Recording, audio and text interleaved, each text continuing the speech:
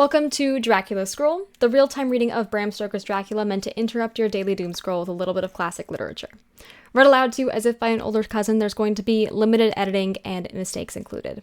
Please see my pinned video for disclaimers and content warnings.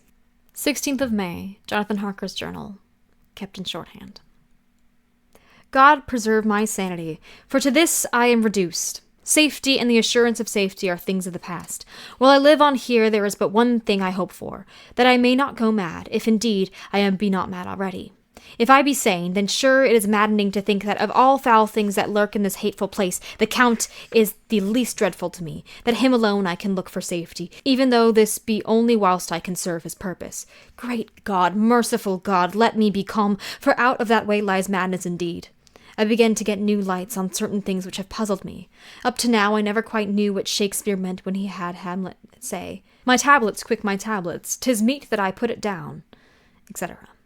For now, feeling as though my own brain was unhinged, or as if the shock had come which must end in its undoing, I turned to my diary for repose. The habit of entering accurately must help soothe me. The Count's mysterious warning frightened me at the time. It frightens me more now when I think of it, for in future he has fearful hold upon me. I shall fear to doubt what he may say. When I had written my diary and had fortunately replaced the book and pen in my pocket, I felt sleepy. The Count's warning came to my mind, but I took pleasure in disobeying it. The sense of sleep was upon me, and with it the obstinacy which sleep brings as outrider. The soft moonlight soothed, and the wide expanse without gave a sense of freedom which refreshed me. I determined not to return tonight to the gloom-taunted rooms, but to sleep here, where of old ladies had sat and sung and lived sweet lives, whilst their gentle breasts were sad for their menfolk away in the midst of remorselessness wars. I drew a great couch out from its place near the corner, so that, as I lay, I could look to the loving view of the east and the south, and unthinking of and uncaring for the dust, I composed myself for sleep. I suppose I must have fallen asleep. I hope so, but I fear, for all that followed was startlingly real, so real that now, sitting here in the broad, full sunlight of the morning, I cannot in the least believe that it was all sleep. I was not alone. The room was the same, unchanged in any way since I came into it. I could see along the floor, in brilliant moonlight, my own footsteps mark where I had disturbed a long accumulation of dust. In the moonlight opposite me were 3 young women, ladies by their dress and manner. I thought at the time that I must be dreaming when I saw them, for, though the moonlight was behind them, they threw no shadow on the floor. They came close to me and looked at me for some time, and then whispered together. 2 were dark and had high, aquiline noses, like the Count's, and great, dark, piercing eyes, that seemed to be almost red when contrasted in the pale moonlight. The other was fair as can be, with great, wavy masses of golden hair, and eyes like pale sapphires. I seemed somehow to know her face, and to know it in connection with some dreamy fear, but I could not recollect at that moment how or where. All 3 had brilliant white teeth, that shone like pearls against the ruby of their voluptuous lips. There was something about them that made me uneasy, some longing and at the same time some deadly fear. I felt in my heart a wicked, burning desire that they would kiss me with those red lips. It is not good to note this down, lest some day it should meet Mina's eyes and cause her pain, but it is the truth. They whispered together, and then they all 3 laughed. Such a silvery, musical laugh, but as hard as though the sound could never have come through the softness of human lips. It was like the intolerable tingling sweetness of water glasses when they play on by a cunning hand. The fair girl shook her head coquettishly, and the other 2 urged her on. One said, "Go on, you are the first, and we shall follow. Yours is right to begin." The other added, "He is young and strong, there are kisses for all of us." I lay quietly, looking out under my eyelashes in agony of delightful anticipation. The fair girl advanced and bent over me, till I could feel the movement of her breath upon me. Sweet it was in one sense, honey-sweet, and sent the same tingling through my nerves as her voice, but with a bitter underlying the sweet, a bitter offensiveness as one smells in blood. I was afraid to raise my eyelids, but looked out and saw perfectly under the lashes. The fair girl went on her knees. Oh my God, okay, back up. This is getting so saucy. I knew it was saucy because I read this before, but obviously it's saucy. The fair girl went on her knees and bent over me, fairly gloating.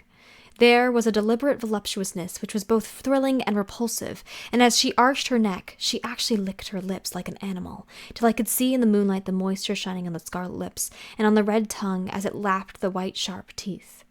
Lower and lower went her head, as the lips went below the range of my mouth and chin and seemed about to fasten on my throat. Then she paused, and I could hear the churning sound of her tongue as it licked her teeth and lips, and I could feel the hot breath on my neck. Then the skin of my throat began to tingle as one's flesh does when the hand that is to tickle it approaches nearer, nearer. I could feel the soft, shivering touch of lips on the super-sensitive skin of my throat, and the hard dents of two sharp teeth just touching and pausing there. I closed my eyes in a languorous ecstasy and waited with beating heart. But at that instant another sensation swept through me, as quickly as lightning. I was conscious of the presence of the Count, and of his being as if lapped in a storm of fury. As my eyes opened involuntarily, I saw his strong hand grasp the slender neck of the fair woman, and with giant's power draw it back, the blue eyes transformed with fury, and white teeth champing with rage. Sorry. And the fair cheeks blazing red with passion. But the Count! Never did I imagine such wrath and fury, even in the demons of the pit. His eyes were positively blazing. The red light in them was lurid, as if the flames of hellfire blazed behind them. His face was deathly pale, and the lines of it were hard like drawn wires. The thick eyebrows that met over the nose now seemed like a heaving bar of white-hot metal. With a fierce sweep of his arm, he hurled the woman from him, and then motioned to the others, as though he were beating them back. It was the same imperious gesture I had seen used to the wolves. In a voice which I thought low and almost a whisper, he seemed to cut through the air and then ring around the room. He exclaimed, "How dare you touch him, any of you? How dare you cast eyes on him when I had forbidden it? Back, I tell you all. This man belongs to me. Beware how you meddle with him, or you'll have to deal with me." The fair girl, with a laugh of ribald coquetry, turned to him and answered, "You love yourself, never loved. You never love." On this, the other woman joined, and such a mirthless, hard, soulless laughter rang through the room that it almost made me faint to hear. It seemed like the pleasure of fiends, and the Count turned, after looking at my face attentively, and said in a soft whisper, "Yes, I too can love. You yourselves can tell it from the past. Is it not so? Well, now, I promise to you that when I am done with him, you shall kiss him at your will. Now go! Go! I must awaken him, for there is work to be done." "Are we to have nothing tonight?"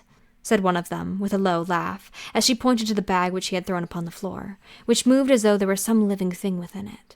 For answer he nodded his head. One of the women jumped forward and opened it. If my ears did not deceive me, there was a gasp and a low wail, as of a half-smothered child. The women closed round, whilst I was aghast with horror, but as I looked they disappeared, and with them the dreadful bag. There was no door near them, and they could not have passed me without my noticing. They simply seemed to fade into the rays of the moonlight and pass out through the window, for I could see outside the dim, shadowy forms for a moment before they entirely faded away. Then the horror overcame me, and I sank down unconscious. I awoke in my own bed. If it be that I had not dreamt, the Count must have carried me there. Hot. I tried to satisfy myself on the subject, but could not arrive at any unquestionable result. To be certain, there were certain small evidences, such as that my clothes were folded and laid in a manner which is not my habit. My watch was still unwound, and I am rigorously accustomed to wind it the last thing before going to bed, and many such details. But these things are no proof, for they may have been evidences that my mind was not as usual, and from some cause or another I had certainly been much upset. I must wait for proof. Of one thing I am glad. If it was the Count that carried me here and undressed me, he must have been hurried in his task, for my pockets are intact. I am sure this diary would have been a mystery to him, which he would not have brooked. He would have taken or destroyed it. As I looked round this room, although it has been to me so full of fear, it is now a sort of sanctuary, for nothing can be more dreadful than those awful women, who are, waiting to suck my blood. Once again, saucy.